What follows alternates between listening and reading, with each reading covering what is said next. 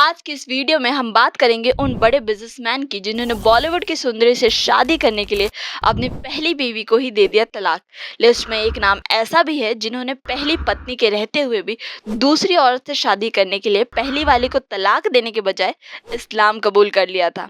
लेकिन आइए उससे पहले बात करते हैं शिल्पा शेट्टी के पति और अश्लील फिल्मों के केस में जेल की हवा खाने वाले बिजनेसमैन राज कुंद्रा के बारे में। राज कुंद्रा जब शिल्पा के चक्कर में पड़े थे तो वो पहले से ही शादीशुदा थे।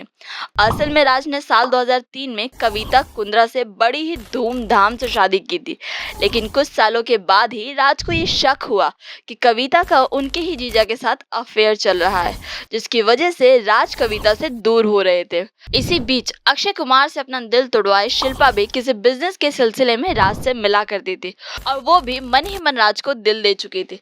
लेकिन जब उन्हें पता चला कि राज पहले से ही शादीशुदा है तो उन्हें लगा कि ऊपर वाले ने एक बार फिर उनका दिल तोड़ दिया। लेकिन कुछ ही टाइम बाद साल 2006 में राज और कविता ने अपने पहले बच्चे को जन्म दिया। अब बच्चे के जन्म के 2 महीने बाद ही राज और कविता अलग हो गए।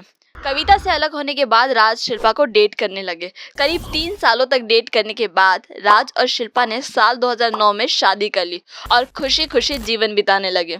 यहाँ तक कि राज जब गंदी फिल्मों के चक्कर में जेल गए तब भी शिल्पा ने उनका साथ नहीं छोड़ा और सोशल मीडिया हो या फिर असली जीवन, दोनों में ही शिल्पा ने राज का साथ निभाया है। लिस्ट में अगला नाम है महेश भट्ट का, जो सिर्फ 21 साल की उम्र में ही बाप बन गए थे और उनकी बेटी का नाम था पूजा भट्ट।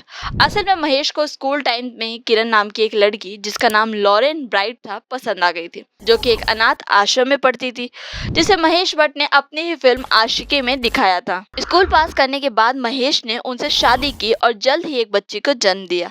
लेकिन अपनी फेवरेट लड़की से शादी करने के बाद भी महेश भट्ट के शौक रुके नहीं और वो हर टाइम किसी न किसी हीरोइन के साथ अफेयर्स को लेकर या फिर खुद की बेटी के साथ के ही लिप किस को लेकर के चर्चा में बने रहते थे। लेकिन हद तो तब हो गई जब महेश भट्ट का दिल सोनी राजदान पे आ गया और उन्होंने सोनी राजदान से शादी करने के लिए इस्लाम कबूल कर लिया। हालांकि इसे महेश भट्ट ने खुद कभी नहीं कबूला, लेकिन मीडिया की कई रिपोर्ट्स आपको पढ़ने को मिल सकती है। महेश की दूसरी शादी में उन्हें 2 बेटियां हुई, जिसमें से एक का नाम आलिया भट्ट है। दूसरी शादी के बाद भी महेश भट्ट अपनी पहली बीवी से अलग होने के बजाय साथ ही रहने लगे। लिस्ट में अगला नाम है अपने दौर का ही मैन कहे जाने वाले धर्मेंद्र का, जिन्होंने अपनी पहली शादी प्रकाश कौर से 1954 में की थी। उनकी शादीशुदा जिंदगी तो मस्त चल रही थी और दोनों ने मिलकर 4 बच्चों को जन्म भी दिया, जिसमें सनी देओल, बॉबी देओल, विजेता देओल और अजेता देओल शामिल हैं।